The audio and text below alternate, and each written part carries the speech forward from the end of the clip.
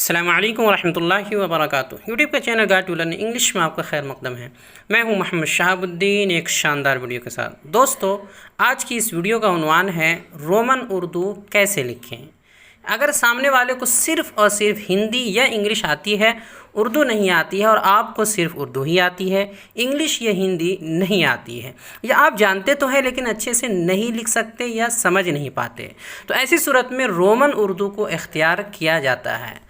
आजकल इसके लिखने का काफ़ी ज़्यादा रिवाज हो गया है, इसलिए इसका सीखना भी ज़रूरी है। वैसे इसे सीखना बहुत ही आसान है, बस चंद कवायद सीख कर मश्क कर लिया जाए तो 2-4 दिनों में ही सीख सकते हैं। इससे पहले भी इसके मुतालिक एक वीडियो आई थी, लेकिन उसमें ज़्यादा तफसील नहीं थी, इसलिए आप हजरात के मुसलसल दरख्वास्त और कमेंट करने पर आज इसकी तफसीली वीडियो पेश की जा रही है, जिसके 2 या 3 हिस्से हो सकते हैं। इसलिए आपसे गुजारिश है कि इस वीडियो को और इसके तमाम हिस्से को आखिर तक देखें, ताकि वाज़ेह तौर पर सब कुछ समझ में आ सके। साथ ही साथ आसानी के लिए इस वीडियो का PDF फाइल भी बना दिया गया है, लिंक नीचे डिस्क्रिप्शन में दे दिया गया है, ज़रूर डाउनलोड करें। तो चलिए शुरू करते हैं। दोस्तों, सबसे पहले जानते हैं कि रोमन उर्दू का मतलब क्या होता है। तो रोमन उर्दू से मुराद ये होता है कि उर्दू को इंग्लिश रस्मुल ख़त यानी अंग्रेज़ी के अंदाज़ और अंग्रेज़ी के तर्ज़ में लिखना। तर्जमा नहीं करना है, लेकिन उसी के रस्मुल ख़त और उसी के अंदाज़ में लिखना है। जैसे मिसाल के तौर पर यहाँ खालिद है, ये उर्दू है, तो इसको उर्दू में इस तरह लिखते हैं, लेकिन इसी को यहाँ हमने लिखा KHALID खालिद, तो ये खालिद वही है, लेकिन इसको इंग्लिश के अंदाज़ में लिखा गया। इसी तरह नमाज, ये उर्दू का लफ्ज़ है, इसको NAMAZ ऐसे लिखा गया नमाज, तो ये तर्जमा नहीं किया गया, बल्कि उर्दू को इंग्लिश के रस्मुल ख़त में लिखा गया। इसी तरह आप कैसे हैं, अगर बोलना हो, ये उर्दू है, इसी को हमने ऐसे लिखा आप कैसे हैं, तो AAP उसके बाद KAISE कैसे, हैं के लिए HAIN हैं।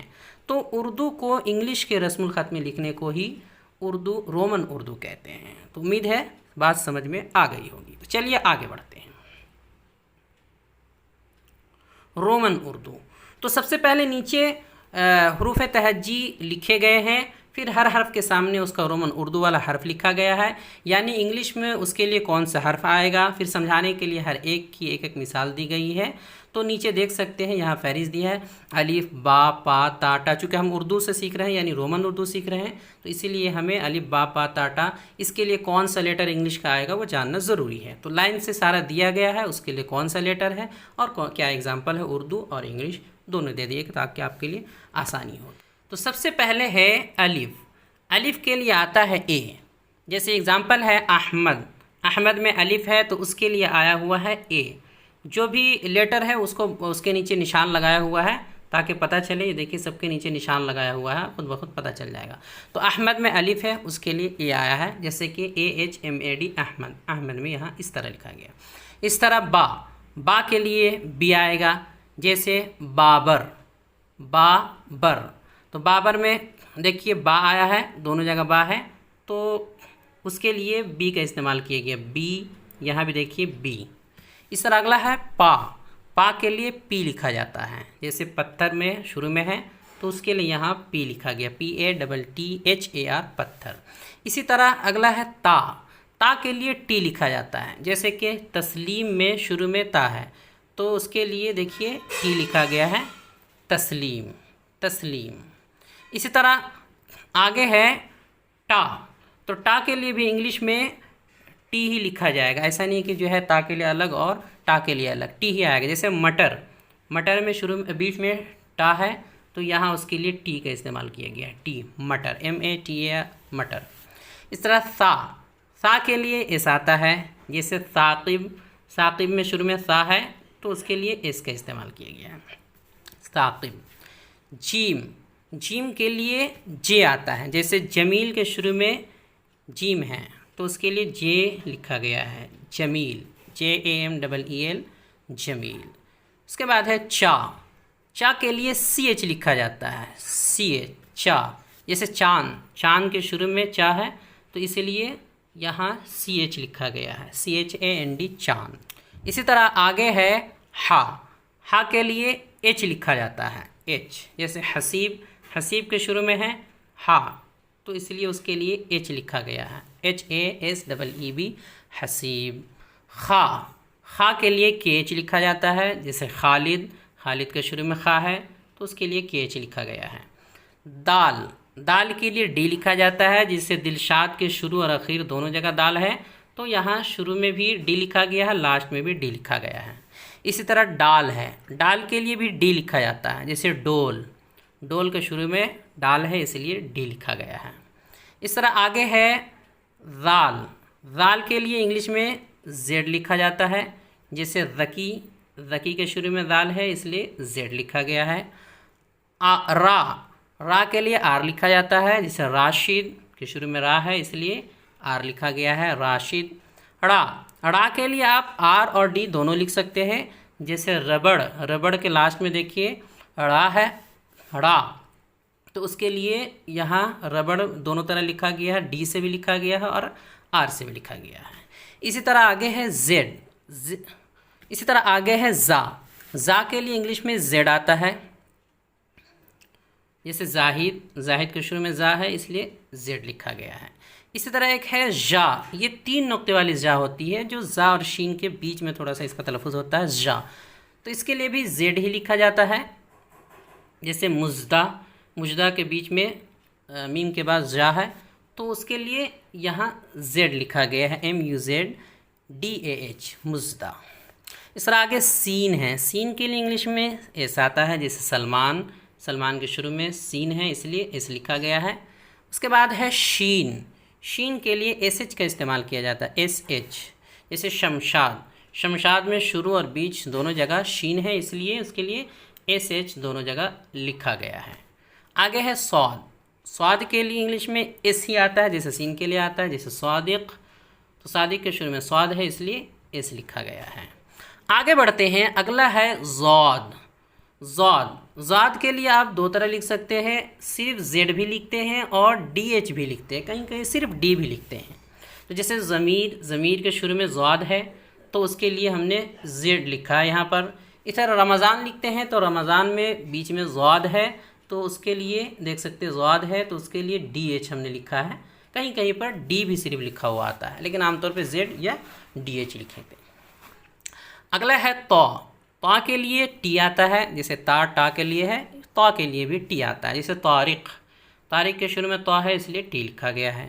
ज़ा, ज़ा के लिए Z आता है, जैसे ज़फ़ीर के शुरू में ज़ा है इसलिए Z लिखा गया है। आगे बढ़ते हैं, अगला है आइन, आइन का मामला ये है कि अगर इसके ऊपर ज़बर है तो ए लिखेंगे, पेश है तो यू लिखेंगे, वरना फिर अगर ज़ेर है तो फिर आई लिखेंगे। तो जैसा इसके ऊपर जैसे हरकत होंगे वैसा ही लिखा जाएगा। तो जैसे अली, अली में आइन के ऊपर ज़बर आता है इसलिए यहाँ ए लिखा गया है, ALI, अली। इसी तरह उमर, उमर में आइन के ऊपर पेश है इसलिए यू लिखा गया है, UMAR, उमर। और इमरान में आइन के नीचे ज़ेर है इसलिए आई लिखा गया है। तो जो हरकत होंगे उसी के हिसाब से A, U या आई लिखा जाएगा। आगे है गैन, गैन के लिए 2 तरह लिख सकते हैं, जी भी सिर्फ लिख सकते हैं और GH भी लिखा जाता है, जैसे गालिब, गालिब में शुरू में गैन है उसके लिए GH भी लिख सकते हैं और सिर्फ जी से भी काम हो जाएगा। आगे है फ़ा, फ़ा के लिए F लिखते हैं, जैसे फ़ारूक, फ़ारूक के शुरू में फ़ा है तो उसके लिए F लिखा गया है। आगे बढ़ते हैं, आगे अगला है काफ, अगला हर्फ है काफ, काफ के लिए जो है क्यू लिखा जाता है, जैसे कि कासिम के शुरू में है तो उसके लिए क्यू लिखा गया है। अगला है काफ, काफ लंबी काफ, उसके लिए के लिखा जाता है, जैसे करीम, करीम के शुरू में काफ है इसीलिए यहाँ के लिखा गया है। अगला है गाफ, गाफ के लिए जी लिखा जाता है, जैसे रंग, रंग में लास्ट में गाफ है इसीलिए यहाँ जी लिखा गया है, रंग। इस तरह लाम, लाम के लिए एल लिखा जाता है, जैसे लुक़मान के शुरू में लाम है इसलिए एल लिखा गया है।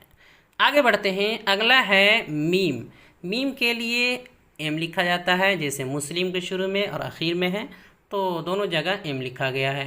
नून, नून के लिए एन लिखा जाता है, जैसे नसीम के शुरू में है तो एन लिखा गया है।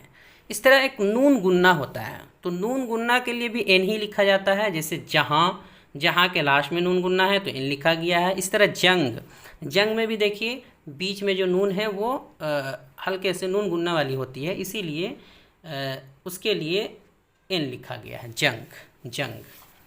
अगला है वाव। वाव के लिए 2 लेटर लिख सकते हैं, या तो डब्ल्यू लिख सकते हैं या वी, दोनों में से कोई भी चलेगा।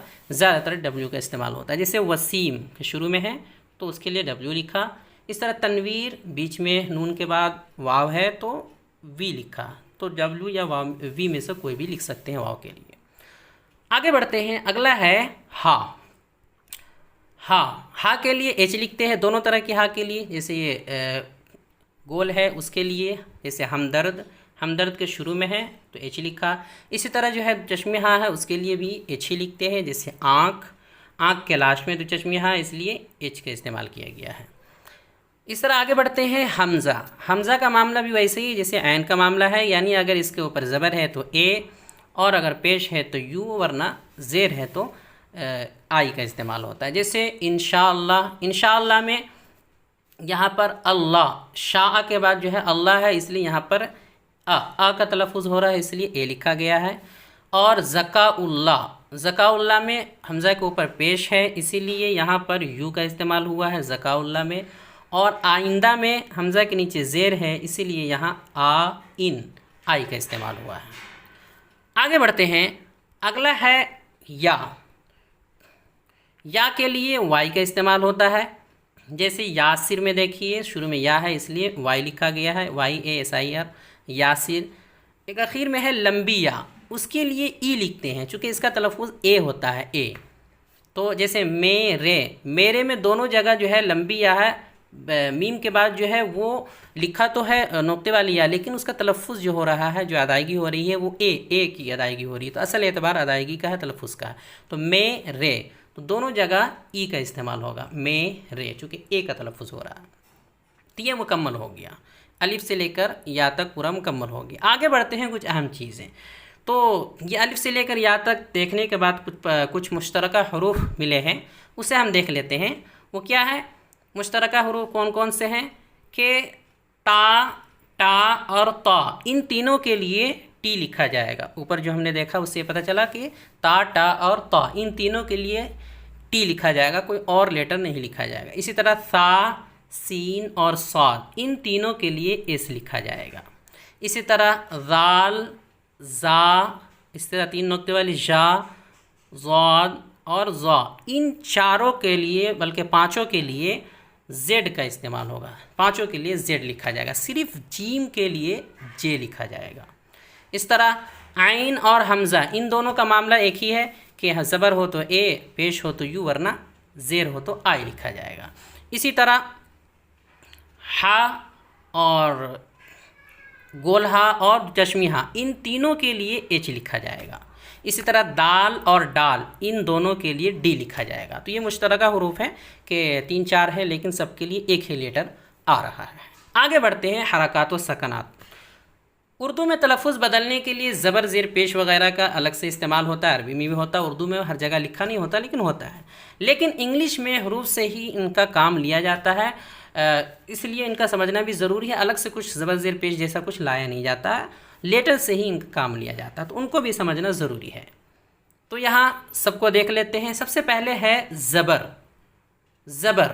या फिर खड़ा ज़बर या खड़ा ज़बर, दोनों में से कोई भी चलेगा। उसके लिए ए आएगा, ज़बर हो या खड़ा ज़बर, उसके लिए ए आएगा। जैसे ज़फ़र में देखिए दोनों जगह ज़ा के ऊपर भी ज़बर है और फ़ा के ऊपर भी ज़बर है, तो दोनों के लिए यहाँ ए लिखा गया है। इसी तरह आगे है हमज़ा ज़बर आ। हमज़ा ज़बर आ हो उसके लिए भी ए आएगा। जैसे अनस के शुरू में देखिए जैसे ए लिखा गया, हमज़ा ज़बर आ है इसलिए ए लिखा गया। इस तरह है अलिफ मद आ। अलिफ मद आ हो अगर कहीं पर, तो उसके लिए डबल ए भी लिखते हैं और सिर्फ एक ए से भी कहीं कहीं काम चल जाता है। जैसे आदम, तो आदम को आप दोनों तरह लिख सकते हैं, डबल ए से भी लिख सकते हैं और एक ए से भी काम चल जाएगा। कहीं कहीं पर डबल ए की ज़रूरत पड़ती है, कहीं कहीं पर एक ए से भी काम चल जाता है। आगे बढ़ते हैं, आगे है ज़ेर या खड़ी ज़ेर। इन दोनों में से किसी के लिए भी आई का इस्तेमाल करेंगे।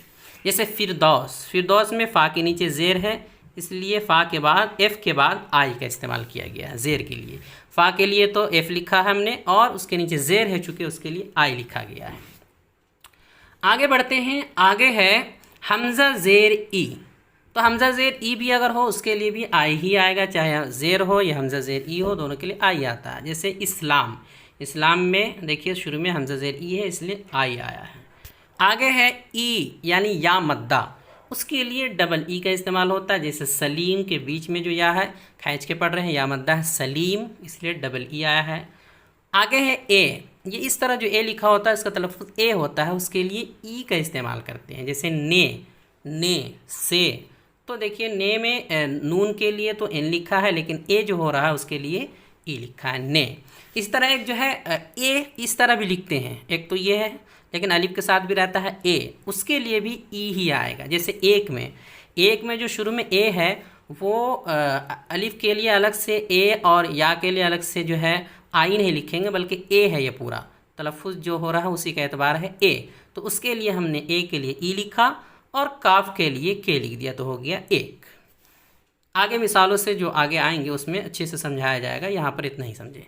आगे बढ़ते हैं, आगे है या यालीन जिसको बोलते हैं ए के लिए दो तरह लिख सकते हैं, ए आई या फिर ए ई, दोनों चलेगा। जैसे जैद में जा के बाद ए का तलफ़ुज़ हो रहा है जै ए, तो जा के लिए तो ए लिख दिया, लेकिन ए जो हो रहा है उसके लिए ए ई या फिर ए आई, दोनों चलेगा। आगे बढ़ते हैं, आगे है पेश या फिर उल्टा पेश, इन दोनों में से कोई भी आए उसके लिए यू आएगा। जैसे उस्मान में देखिए पेश है, इसके लिए यू लिखा गया है। और आगे देखिए नुसरत, जैसे नुसरत में नून के ऊपर पेश है तो नून के लिए तो एन है, लेकिन जो पेश है उसके लिए यू लिखा गया है। तो समझ में आ गया होगा, चाहे उस्मान देखें चाहे नुसरत देखें, दोनों में पेश बता दिया गया, दोनों में पेश के लिए यू लिखा गया। आगे हमज़ा पेश ऊ, इसके लिए भी यू ही आएगा। जैसे उसैद में शुरू में हमज़ा पेश ऊ है, उसके लिए यू लिखा गया है, यू लिखा जाएगा। आगे है औ यानी वाव लीन, उसके लिए ए यू का इस्तेमाल होगा। जैसे औसत हम बोलते हैं औसत, तो औ देखिए शुरू में है औ, उसके लिए ए यू लिखा गया है, उसके बाद एस ए टी औसत। इस तरह औरत जब हम बोलते हैं तो ऐन से होता है, लेकिन इसको जब अदा करते हैं तो औ होता है। तो इंग्लिश में तो तलफ़ुज़ का कोई मसला ही नहीं है, ऐन हो या फिर हमज़ा हो कोई मसला नहीं है। तो औ की आवाज़ आ रही है, इसलिए हम उसके लिए ए यू लिखेंगे, फिर आर ए टी औरत। इस तरह और एक तीसरा एग्जाम्पल है समझाने के लिए, कौसर। तो कौसर में भी देखिए का के बाद कौ हो रहा है, यानी औ हो रहा है। तो का के लिए तो हमने काफ के लिए लिख दिया के, और औ जो हो रहा है उसके लिए ए यू। फिर सा और रा है तो सा के लिए एस लिखा, और ज़बर जो है उसके ऊपर उसके लिए ए लिखा, फिर आर कौसर। आगे बढ़ते हैं, अगला है वाव मारूफ यानी वाव मद्दा। तो वाव मद्दा के लिए डबल ओ का इस्तेमाल होता है। जैसे गफ़ूर, शकूर वगैरह वगैरह, तो गफ़ूर में जो खींच रहे हैं हम गफ़ूर, तो वाव जो है वो खींच रहे हैं वाव मद्दा, इसलिए डबल ओ का इस्तेमाल होगा। इस तरह वाव मजहूल होता है, वाव मजहूल जैसे ओ का तलफ़ुज़ होता है। जैसे अनमोल, तो अनमोल में मोल जो बोल रहे हैं मोल, वाव जो है उसके लिए ओ का इस्तेमाल होगा चूँकि ओ। इस तरह कशकोल में भी कोल बोल रहे हैं तो ये वाव मजहूल है, तो वाव जो है बीच वाली वाव उसके लिए ओ का इस्तेमाल होगा, कशकोल।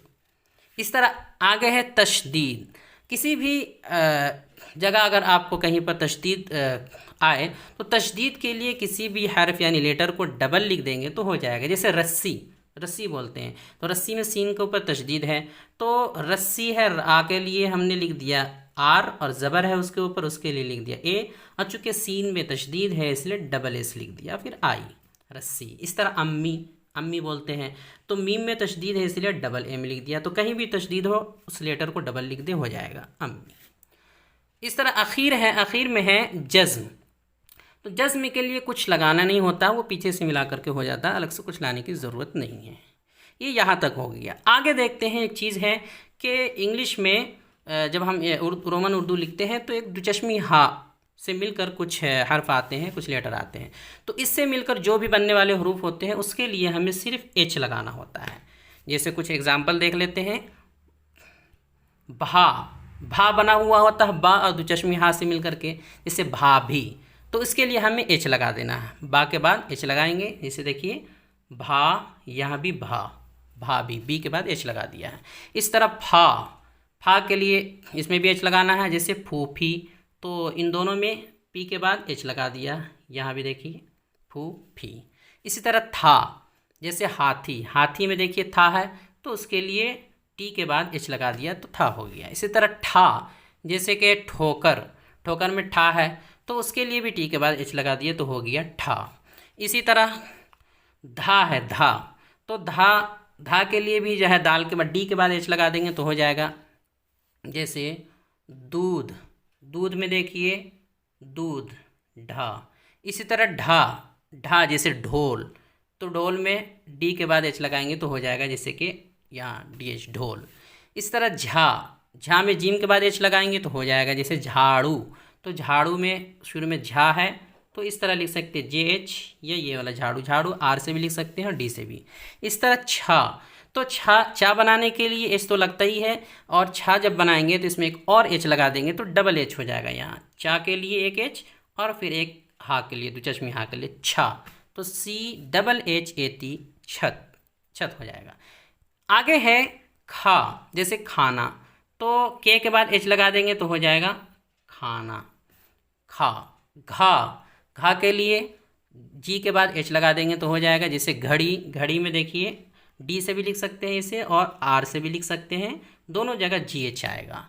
आखिर में है ना, ना बोलते हैं थोड़ा सा ना, जैसे नन्हा मुन्ना, तो उसके लिए भी एन के बाद एच लगा देंगे तो हो जाएगा, जैसे यहाँ देखिए एच, एन के बाद एच लगा हुआ। तो कहीं भी दुचश्मी हाथ से मिलकर कोई हर्फ आए तो वहाँ पर सिर्फ एच बढ़ा दीजिए, उसके बाद काम हो जाएगा। आज के लिए इतना ही काफ़ी है। बाकी अल्फाज और जुमलों की मश्क अगले हिस्से में, यानी इन कवायद और तरीक़ों के जानने के बाद इनसे जुमले कैसे बनाना है और कैसे सेंटेंसेस बनाना है, ये सब अगले हिस्से में तफसील के साथ बताया जाएगा। आज के लिए इतना ही काफ़ी है। वीडियो देखने के लिए आपका बहुत शुक्रिया। चैनल को सब्सक्राइब करें, स्क्रीन पे आ रही ये वीडियो ज़रूर देखें। अस्सलामु अलैकुम वरहमतुल्लाहि वबरकातुहू।